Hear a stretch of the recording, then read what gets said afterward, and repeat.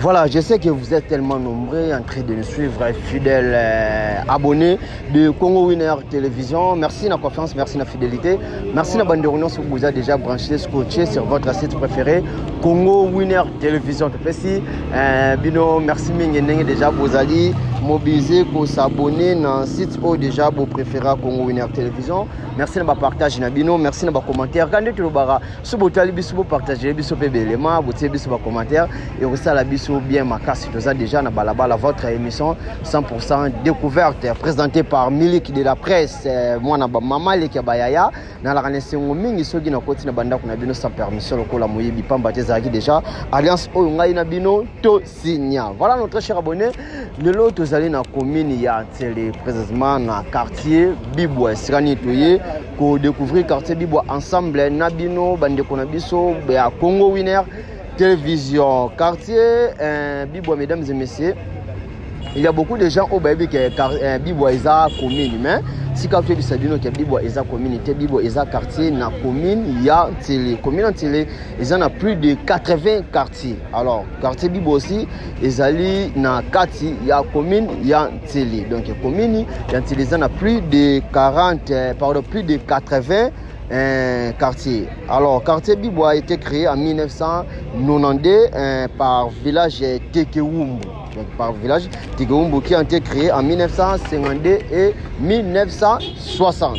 Voilà l'histoire ya quartier Bibwa Yangwana. Alors le lot tu es dans quartier Bibwa pour to meka ko découvrir ensemble na bino pamba te quartier Bibwa eza quartier oyo et ton ami makasi eza quartier oyo batu ba négliger qui mais pour le moment eza parmi ba meilleurs quartiers ya commune ya c'est les quartiers oyo ba diaspora pe belé ba somba donc eza quartier oyo lelo ezali ko ça peu fierté. Il y a ville, il y a Kinshasa, précisément dans le district, il y a Tchango. Voilà Montréal. Si nous sommes même langage avec moi, tout le déjà dans le quartier Bibwa, tout le monde venu, tout solo là, c'est le quartier et ça la penza bien makasi na bande réunion déjà bazali ko landa biso baza déjà branché scotché dans Congo Winner Télévision. Merci tout le monde ilongo. Bibwa. Alors à ce que tout ça avenue Mouele. Merci beaucoup on a déjà venu Mouele, mesdames et messieurs, venu moro bana poto batongi awa en tout cas so kangi misomo waka to na ma campagne. Ce qui est dans ma campagne, la construction, Bibwa oya kala wana boyebaki, Bibwa obotika ki wana ya ezalaki zamba. Alors Bibwa ngo yango telelo, Bibwa lelo etongama makasi. Donc bravo na bande connaissance o ba tonga na quartier o Bibwa. En tout cas bana poto longo nyande to bari pa na yo eza musikate, so za na posa ko somba. Benga biso na quartier Bibwa mabele ya koteka ezali. Donc ba tout cela qui na ba commissionnaire en dehors ya caméra, donc il y a place de resomba izanango. Donc tala lelo oyo bande kondenge bazali kotonga. Voilà ah lokola ma campagne mais tout ça na commune ya tiré précisément na quartier Bibwa. Donc voilà avenue Mouele yango mesdames et messieurs, tala construction tala ndenge bande ko batonga. Donc na sentiment voilà boende ezalaka nde to baraka quartier développé ka soki batu bazo tonga batu bazo somba. Donc voilà et ça là toujours kitoko makasi ça là toujours bien. Voilà asi bozomona bino moko nde ba na peya ba ya ba madame Sarah Kabunji balobaka non commun. Donc ça commentaire quoi donc non commun. Voilà quartier Bibwa c'est bien en tout cas mesdames et messieurs, très propre hein? Dans la construction alors là tous les banda ya Tchango là tous les banda Bibwa mais tous ça toujours dans quartier Bibwa. Donc 10 sur 10 na ba diaspora nyonso oyo ba tonga koto. Merci Montréal toi avancer na biso malembe. Donc voilà je vous signale que nous sommes sur avenue Mouele. Voilà avenue Mouele dans quartier Bibwa.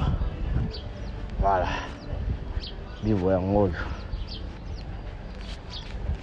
zelondier awa je pense pas que soki mbula ebeti ba koto ba ndeko ba dindaka. Je pense pas parce que mona baza pe likolo hein baza penza likolo ba pe likolo parce que zeluza donc zelu eza penza makasi. Donc voilà zelu eza penza makasi zeluza ebele. Donc eza parmi ba quartier oyo edindaka te quoi. Donc voilà il y a parmi ba quartier oyo edindaka te quartier za kitoko makasi. Merci Montréal. to avancer na biso qui sera venu HPH avenue babengango HPH toza toujours na Bibwa. Ben voilà, donc nous si besoin on a bino wa construction on se za ya bana poto. Quartier au Bibwa mesdames et messieurs, ça quartier au bana poto ba sombi trop. Bana poto ba sombi trop, bazoton rappelle toujours alors quartier zo évolué à l'époque mesdames et messieurs Bibwa o ezalaki Zamba. Ezalaki Zamba ezalaki quartier moko négligé, milieu mo négligé, ezalaki na courante, ezalaki na maïté, donc batu penza bandaki ko tsango kate. Donc depuis des pour ezalaki créé en 1990 tout autant il a bien tout à l'heure en annonce à partir déjà 2001 2002 3 en tout cas Bibwa ezalaki négligé, ezalaki milieu mo ezalaki bizarre, ezalaki Zamba. Alors on a qui lelo boyna si bino bozomo on a pas beaucoup de commentaires mais bozomo na ndenge ni quartier est développé. Donc voilà, quartier est développé makasi, oza ba mai, il y a ba mai à forage, il y a ONG au bande on a biso ba salle la côté oyo pour ma pan mususu zana na ba mai ya nini te. Zana ma pan na ba mai ya pompité quoi. Donc régie des zones à côté te koto masandeni. O ezama ya ONG au forage. Côté ba sombi la beauté quand on sombi combien? Ça 100 francs. Ah bah régie les yeux là. Régie les yeux voilà, présentement il bande ko ba melara côté ba sale la musala puisque régie des yeux côté on a nous penza atie matambete avec le temps déjà nyonso e uzala nango bien. Alors tout ça toujours ko évoluer na venir HPH. Donc voilà, ils allaient venir HPH. Dans ce besoin on a déjà la construction ndenge bandeko bazali kotonga. Donc voilà bandeko bazotonga Bibwa ezo développer pe Bibwa et développa déjà. Donc Bibwa kala yango te eza Bibwa oyo tozomona lelo Bibwa lelo so kangimi so ondima ku teke ozana Bibwa. Donc voilà, quand toujours découverte tu penses que tout ça makolo awa to découvrir quartier Bibwa et longo na bandeko na biso ya Congo Winner télévision de to baki pana ezala musika te wali banda mboka nzamba sundi somba na mabele na yo otika héritage na mabele. Donc merci Montréal et toi avancer na biso to tira avenir HPH. Merci. Voilà. Alors à ton côté c'est revenu et bende. Balabalo bengango et bende quartier 4 ngande bende ya kolo to martin à personnel. Voilà, à toi venir bende mesdames et messieurs. Donc Nassir Bozomo on a déjà quartier Bibwa. Donc voilà, quartier Bibwa malgré zéro. Donc penza mambo ya ko dinda en tout cas bosana. Ombule beti érosion. Koto mambo ni zalati. O nini koto bilokani alati. Donc après faire l'érosion de ba quartier misusu ba commune misusu dindaka. En tout cas Bibwa biloko wana penza eza te pona si bomona dia bino quartier eza tellement de colo c'est le belé sombule beti kutu. Donc mai penza mabele mela mai na kimia. Mabele mela mai na kimia. Donc voilà.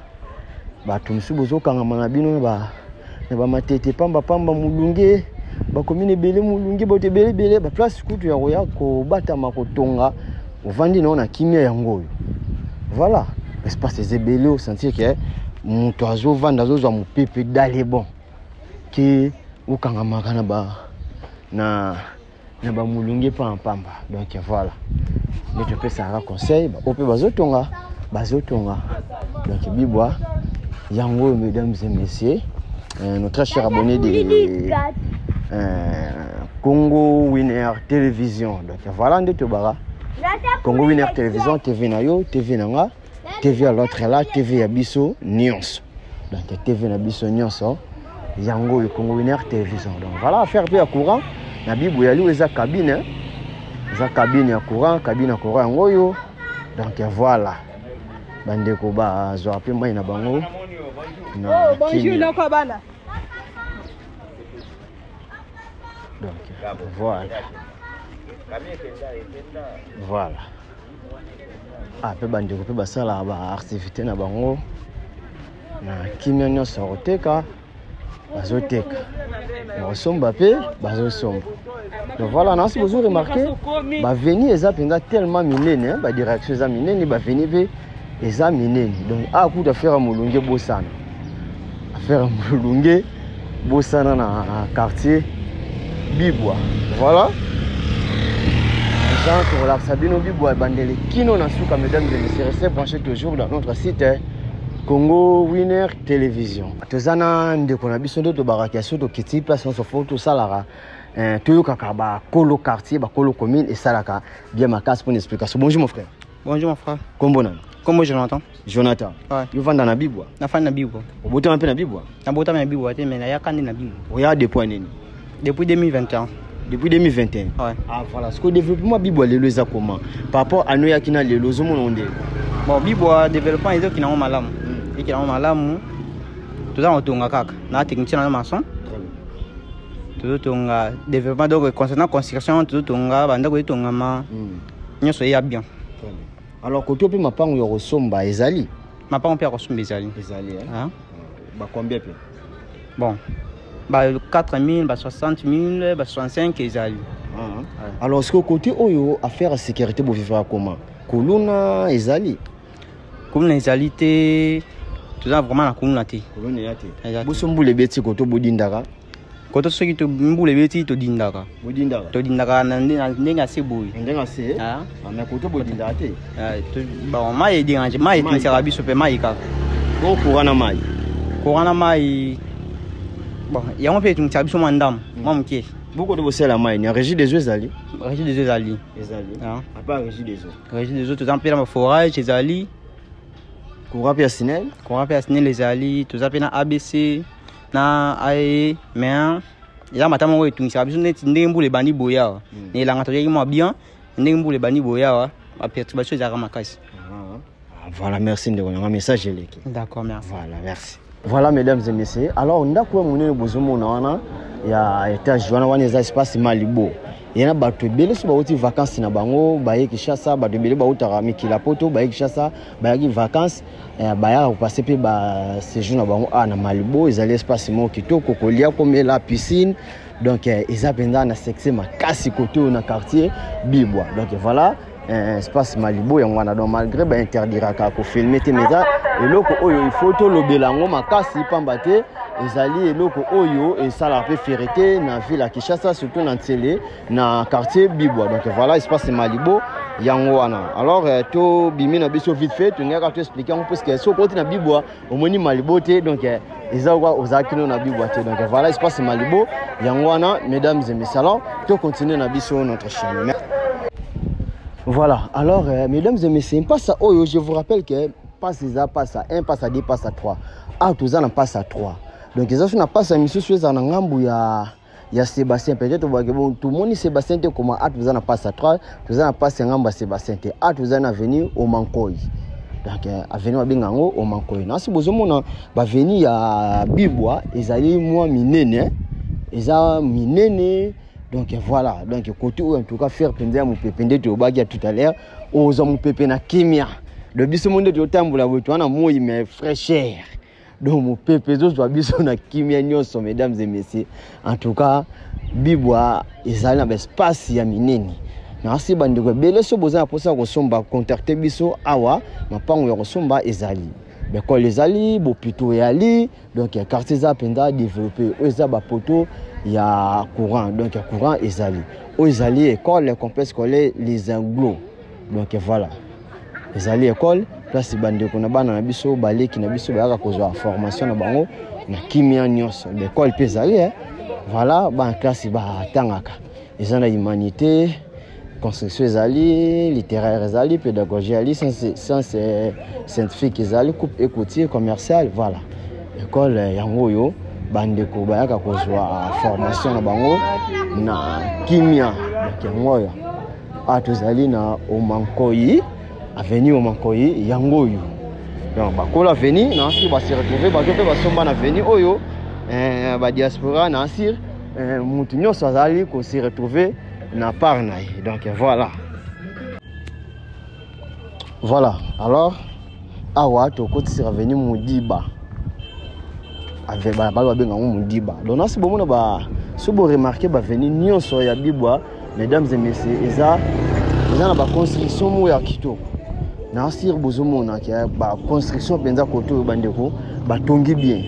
Donc bandeko penza batongi bien, bravo na bana poto surtout milieu bozomona oyo etongami makasi pa bandeko na biso ba diaspora. Donc bana poto penza bato batongi koto. Donc batongi nde tolobaka ke somba na commune na yo somba epai na yo tonga tika héritage et resala bien makasi. Voilà, héritage et resala bien makasi pour di banda mboka ezaka juste besoin fond de démarrage mais ko tonga penza ko vandisa faut vandisa na mabele mami. Donc voilà na mabele na yo et resala kitoko makasi mesdames et messieurs. Ah tout ça toujours à évoluer tout ça toujours na bibwa. Donc voilà.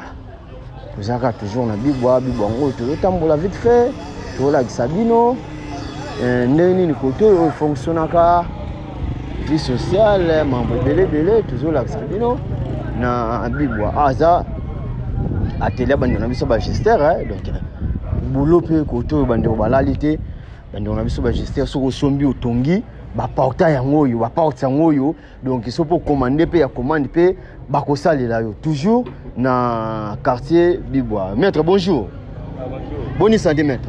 Vous allez mission découverte 100% découverte il y a tous ans de l'eau na quartier na bino na Bibwa quoi. Donc koto ya faire courant de pour tout le monde zo soudi na groupe ou bien na courant. Te do soudi na courant ega siko. Courant ega siko. Baneke na tongo ba 6h ega siko. Donc aux ateliers na yo. L'établissement malgré ça de 3 mois déjà. Tout bunda malembe ga.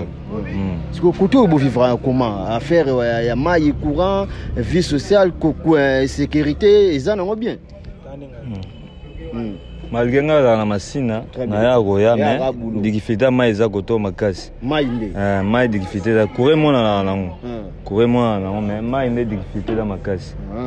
Donc on doit régir des zones quotidiennes. Non te. Ba débrouiller. Mai moi forage za quelque part. Mai forage ga. Bon, ce que je peux bando au côté déjà à sombu les bêtises au monde quand même. Comment on a décidé tantôt bando bazo dinda bien bodinda raté. Bon, banda ya na likamo dinda te banda ya na likamo dinda te. On a évidemment so fort tout na bateau o va vivre au bazalaga. Ce que bando rebelle pe bana ba parler roi ba c'est l'autre tantôt on peut ça bon message. Bon, via courage, le loi tout tangi bantiki bani mais faut luga we ko la musala. Pe bandenge ni na zota mo kwanga ngo bia boko la foyer famille ni yo biga. Merci maître courage. Merci. Voilà. Oh eza baba nini? Oh Mudiba. Voilà. Alors mesdames et messieurs, Mudiba ngo ezali Paradoxe Fondation. Donc voilà, bandeko fondation ngo yo Paradoxe place pe ba salisaka bandeko bele awana Bibwa. Voilà l'explication de une de Royer. Azani mon masina mais asala mo établissement na ye awa. Asala établissement na ye awa. On a relukaka toujours moi peu quotidien quoi. Donc voilà. Ah biso tozaka lisu likola lisu toujours na Bibwa. Merci Montréal tout tambola na biso. Pas tomekana ko sola na ye pour bango baza ba kolo mabele quoi. Bonjour papa. Bonjour papa. Kombo nani? Kombo pa Patrick. Pa Patrick. Ah tout moni yoza na atelier. Menuisier voilà na fabriquer moi biloko ndenge ezala selon ba commande ya ba client. Yoza mona Bibwa. Na mona Bibwa commune en Selawa. Très bien. Alors ce qu'on a Bibwa koto yo bo vivre comment? Par rapport à sécurité koto yo santé école aussi, maille courant na Bibwa. Awa pour na Bibwa ba moment dernier ndezaki un peu moi kusikusa. Et moi ba crime bato ko côté là bas ba parler voir même on a sika o tozali awa ba criminel ba côté la biso ba sala sabotage plus de 5 portes et ba locataire na o yangai donc ba zoya ko zoa ba ko zokisa bon depuis ba année dernière wana maintenant année o vraiment depuis to kota na entrée à 2025 c'est o yo vraiment événement mabete donc tout les ans normal car courant d'air moko bon depuis to ko taper na ba réseau mususu neti a et oyo bo sali la combien de courant toza na courant départ moko ya AEE AEE ça veut dire quoi AEE donc eza société moko boye oyo na ba courant moko ya nani ya crédit eza biso bango moko ate eza na ABC bon ABC mingi basela koto te bango ba mpanzi ya BAT awa toza SNEL na AE siko SNEL normalement na ba niveau na biso bakata ekoma mingi ka mpanzi ya Prince koto nde ka AE AE on eza epela nango bien mais moment lambela ngo pe tozosala yango biloko ezaka ya crédit tozosala yango donc na barechaud télévision makambo tout donc sans problème ka moment moko soki ke bagroupe meke mpe neti bani à partir ya bureau na bango nani direction ya cabine soki esali ke moi charge eleki trop nde esala mwa barechite omona ememi biso na ba 4 jours 5 jours tozala na courant te. Alors Bibwa oya kala na Bibwa lelo différence ezali. Bon différence ezali parce que ya lelo yo et comme na moi certains développements il y en a développement banini moi makambo ba extraordinaire comme trop par rapport à oya kala. Ya kala maturité ya bato ezaki un peu trop bas. Na minute oyo ebele ba comme un peu civilisé. Na moi makambo appartient nini ya ba habitants ya ba commune likolo vu que ba koma ko mekempe ko résider koto yo ko fanda pe koto nde ko salake moi maturité ya bato koto pe changer monique quand même ba koma se comporter quand même bien par rapport à ndenge na kala même na ma solo d'Italie ya ba kuluna ezaka vraiment na kala ezaka moi un peu mabe makasi na bato moko ya moi likolo mais pour le moment tout est comme à moi c'est il y a un civique na biso ba petit na biso ba kuluna tout ça. Alors le développement abi bozu combien de temps déjà na ndenge oyebeli bon na ndenge na zoyebela awa et ata ba peu ba 10 ans 10 ans 10 ans parce que c'était à partir à 2015 à 2016 le moment où pena changement pena bani okota. Mais à l'époque, côté Zaki ni Zamba ou bien Baterga avec Zaga bon ba mise en valeur à Zamba ezaki ba place moko inhabité habitation mimi ezaki souvent surtout ka mimi ba Kinkole wana Kinkole surtout mais ba quartier neti ba Bibwa oyo au moins na bakati neti ba Singainga na bane o biso to yoko ya pe surtout na ba 2021 de ba moment to yoko ya. Mais na bané 1980 ou 80 et quelques on a habité ningezela soki za ndengeni.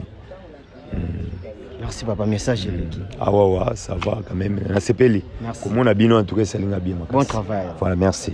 Voilà, tous ça toujours na bambuta montu toujours continuer un séance na biso ya ba interview to yeba ndenge nini Bibwa ezalaki na Bibwa ekomi lelo. Papa bonjour. Oui, bonjour. Kombo na papa. Kombo na ngai Minengo Maimba Joseph. Papa Minengo Maimba Joseph. Oui. Botami koto obi oyekoya. Non, ne nazali awa na botama awa na Gishasa. Oui, na Bibwa te. Na Gishasa. Nazali Bibwa aneni. Mwana mbinza daye awa depuis 1997. Oui, en 97. 97 ah ezaki ndeni. Na 97 awa en tout cas vraiment ezaki tant tozo koma wa mituka penza do seke no komona penza po ya kokoma wa ezaki pasi tozo zwaka ya nsele pona koya kokitawa. Donc ça non tant tozo kokitawa vraiment donc c'est tozaki vraiment na difficulté mingi makasi pona kozwa transport. Ah bon? Oui. Alors koto est-ce que ezaki ndeni? Bon koto ezaki zamba esobe bon moi mboka moko babengi Bibwa nde ezaki na kati parti onyoso toto fandi ezaki esobe ti makadam. Ah donc kombo Bibwa ne ezalaki na moi parti ka musu ya mukie. Ezaki na parti ya mukie kuna non liboso kuna Bibwa do se ezali elo neti edo ezali mboka moko neti ya pauvreté kombo Bibwa donc eza pauvreté. Mais siko abiso tozo mona lelo to komi na nzambe vraiment confondre ki pauvreté wana do se comme la moi développement. Donc il y a kala koto nyuso zalaki zamba courante maïté l'autre. Oui, et l'autre mon côté. Non, attaque maïté courante courant toza komona kaka na campem wana oyo bagarde civile do baza kofanda ere mosusu boye soki oza courage donc boke boyibi yango ezoya kote oya ubia bakati toza kozwa badifficulté bandako mpe ezalaki ebele ntango bino boyaki koto bandako bon bandako ezalaki moko ya bongo kaka immeuble kutu rien vide mais lelo tokomi na ba immeuble ezali bana poto il paraît koto basombi ebele oui bana poto oui basombi ebele po mingi bakino na biso bazako osomba bazokende na ba image na poto na niveau ya poto bazomona ba film wana nyonso to yango nde bazomipesa mpona koya alors ce que sengoni boza nango koto le moins de lelo bibo comme de développer l'école bo plutôt ça va koto ekota oui école ekota do ba école ekoma ebele ba privé na l'état pe ezali tous en ango affaire régie des eaux ba l'état annoncé bino te ka otira bino ba pompe pour koto ba donc bazolela ka ma régie des eaux ezati bon ma régie des eaux et donc tango yaka courant na tango ekota ka te tozaki na difficulté ya kozwa yango podo ezaki mutuya mais awa tozwi facilité na don moko boyo ya ba $50 o bazoloba yango moto nyonso to akomo profiter kozwa pe mai donc koto avant ekota na lupango na faut bien $50 oui $50 au kendo futango na banque na Rayu Bank au futi après dosiko bango baye bayo chilo mai bon moi main d'œuvre pe ya bato ba osa musala na il faut to kanisaka bango tozanga kanisa bango te yo attaque ancien koto mapa on peut koteka o bande ko misu bazana poto bazolika basomba ba kozwa pe bon essentiel poche na bango ya siko na moment oyo tokomi po liboso ezalaki vraiment na mwa mbongo mongo mutu ya moke mais awa siko yawa il faut pika pende kozwa mwa demi awa ikomi do c'est mais terrible il faut mbongo oui ba combien pe bon normalement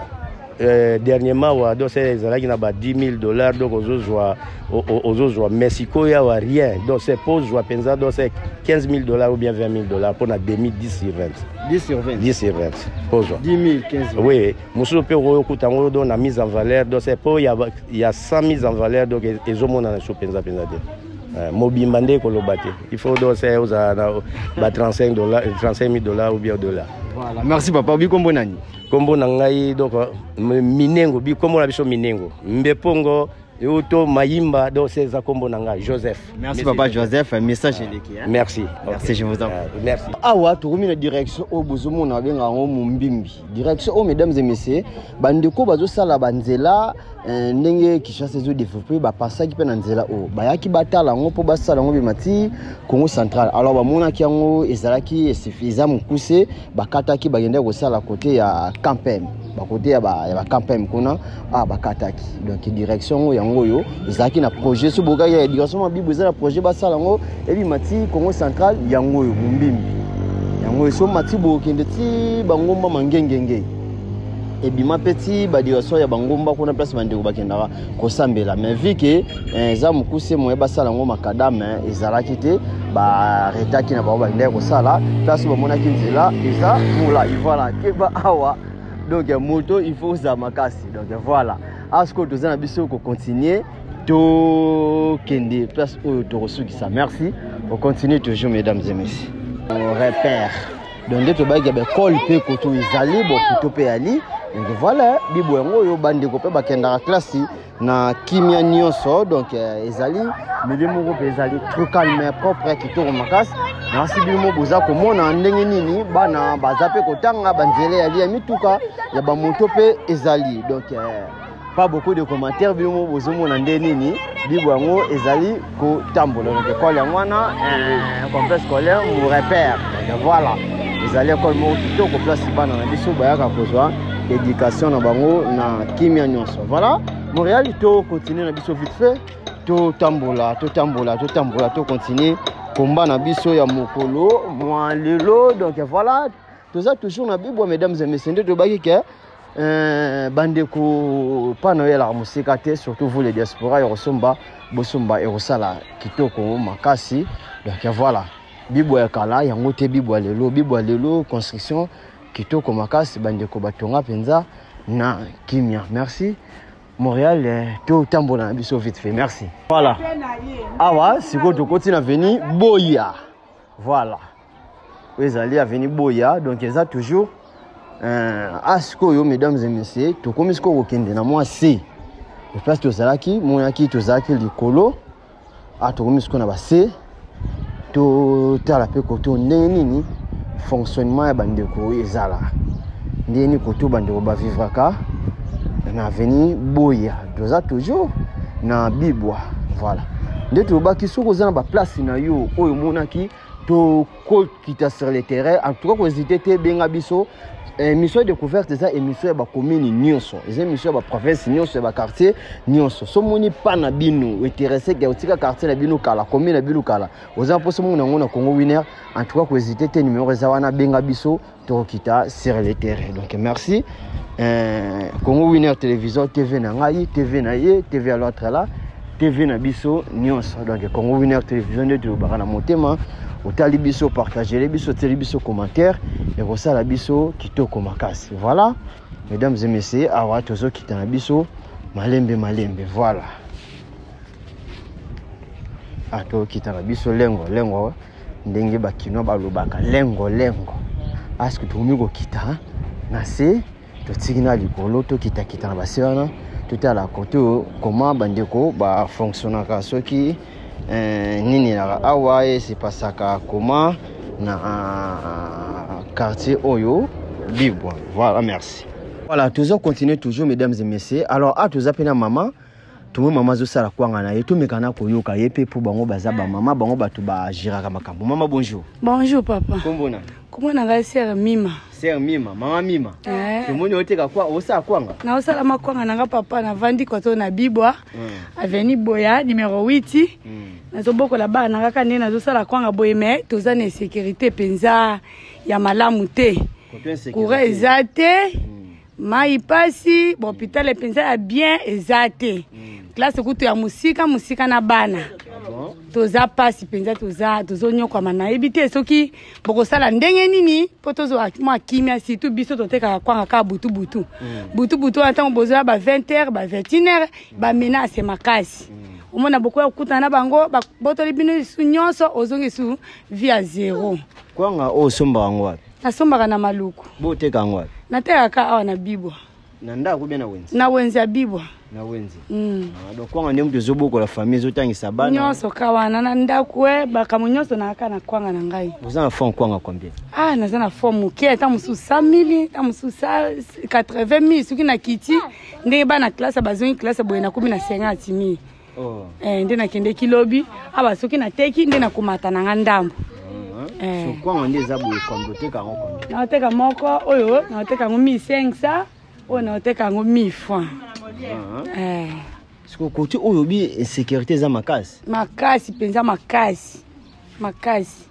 mai pe bozana ngote mai ka ndenge kureza te tokita ka mucholi batimola biso libulu moko boye alintiko totoka ka mai mucholi ngozani mai moko echola ka ya salite wana ndenge echola ka bongo sikoyo batimoli libulu moko batie basaki tozwa ka mai wana yombo salela mambo ya onde nyonso na komela nde ozomona pasi za makasi bomela kama iwone chola wana yango kama iwana bizomelaka bon mucholi ngweza koteni ezaka boye pembeni na biso ka nasema kasi mingi te soko kiti okomona ngo ndenge ezochola na ndenge tosali basaki bakolakisa yo nyonso komona ngo.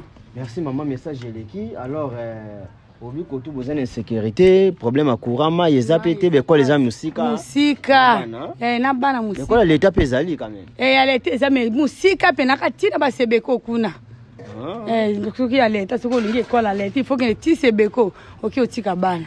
Merci toki na maya mucholi to mona maya mucholi ça va komona ngo nyonso na ndenge tosali basaki ni totoka okuta na ba mama musu bazotoka oyo yo ana bibo yana aneni na ya na kala bana 2012 banda 2012 yana ti le luzaka ndenge mo lo échanger zate loke na mona tela ko échanger te ba ko tia ma ba pompe moko mais ya forage ngo ka wana mais kotoka ngo na pasi okotoka ufele il faut que na mbongo soki mbongo zate to mina onde to mipesa nyonso ka place ba usala basaki kuna na sanyi na yo otoki mai oye na ngondako oye ko salela. Merci maman, message eleki. Ça va. Voilà, sope bandeko babengi biso babitu ya ko bakisela mbongo kwanga tokoya. abo yaka papa parce que bakiselinga moi 100 000 na teki na 100 000 wana soki na teki na sana ma 250 000 na kati 150 000 na ngai terrain na 100 000 na ona zongiseli yo osomona soko lo bina 50 ba okabela yo ba okabela nga nzamba azwa ka lokumu po makambo zo pesa ka nzambe soki nzamba asali okabela nga po na bokola libota soki nzamba asali te mayo kabela ngeza te mais nzamba akosala. Merci maman, vous allez bien. Ça va. Parce que tous qui t'en assez, tous qui t'a kaka mesdames et messieurs, tous qui t'a. On a enseigné tu sais bien tout à l'heure, tu allais du colo, tu sais qui du colo, tu remis ce que qui t'a. Ah tu as une église de la foi du Christ au Congo, hein. Donc voilà. Deuxième centre d'évangélisation est Longa. Ah ouais, tous qui t'en assez. Ah, quand tu as une difficulté à maï, donc l'eau c'est la vie des bandons biso, il y a le poteau balobara, ceux qui maï zali, c'est ça là qui va vivre bien. Balia, bamila, basala mambona bongo so na maï. Parce que ce maï zate et puis ça. On zamba il y a l'eau bongo wana. Il y a mamolangi voilà na bossa. Alors mesdames et messieurs, kuna na ngambo wana kuna etandeno sobozomo na des espaces oyo mama olangi asomba personnam lelo azali sona bisote eza espace mama olangi yangwana kuna na ngambo wana nyonso na bozomo na wana espace mama olangi yangwana voilà awa tozokita sko vers maya muchole soki maya muchole yango tozokita tomona mwa bande ko bozomo na bazokita wana ba wuti na mai wana. Donc bauti na mai wana mai ngwana bazoluka ngwa koluka donc voilà donc bazotombola mai na kotombola fale mai umila biso na ba pompe mais et qui a pompe ne quotité mai zalaka ya redébrouiller donc voilà bandi bazotonga mais mai ndé fale pompe bimaka ba kotimba moko bazimai na kimeno so batongi na kimia mais comme ki koluka mai tina basekuna ndende kono bakike bazosela so mai ya muchole so ya muchole donc tu vas dire tu prends mai ngo tu kende na kotala mai ngo wona bandeko bazwaka basalela mambo nyonso ezope ça passe makasi soki l'état congolais roboka li sous côté oyo bandeko bazwata mai ya régie des eaux pour tous appeler na ville ya Kinshasa bazo mériter pe ko zala ko vivre un peu na mambo tali mai. Bonjour maman. Bonjour. Ndeni, yote swana na mama hein. Mama bien, kombo nani? Mama Chandere Deka. Mama Chandere babi ko tu bona difficulté à mai. Makasi. Mai zati. Tala mai tozo tele. Tozo la mana mai mabe. Mai wona opeka bolambela. Todana mai wana nde tolambelaka. Tumususu ezobima mopanzi ka source boinde tozomela. Bana bazobela makasi tango tozomelisa bango. Mai wana osali mikolo ebele omoni bana bakomi kolela fièvre typhoïde kaka ndenge wana mai wana. Nde mai toza nango awa. Merci maman. Mais kutu ba forage batila binote? Bachele biso forage. Bachope ya régie des zones basesa ya mabele aikota. Na sia wote biso tomoni te. Mokolo mosusu bato ya régie baye basali contrôle banda bakenda. Libela. Libela tomoni bango baye kopesa biso pompe te. Merci maman tokoma. Mesdames et messieurs, tokomi na maya muchole, mayo babenga ngo ya muchole yango bozomona place bandeko bayaka ko sokola basani ngo bazosokola ngo na mai oyo. Place pe bandeko baka ko sokola bilamba ko sokola nzoto ba vivre na mai oyo po côté oyo difficulté ya mai eza makasi.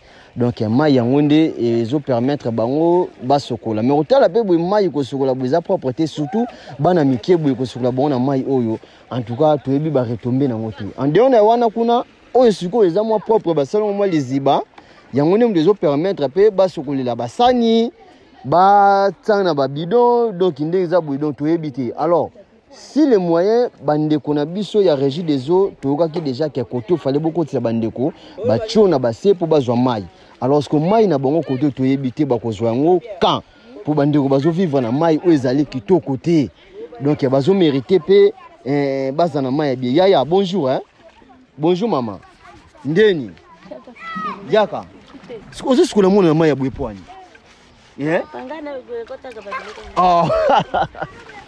Abia kota kabiloko wana te donc to ebite kampo tendeni. Koto mai bosali la ka ngoya.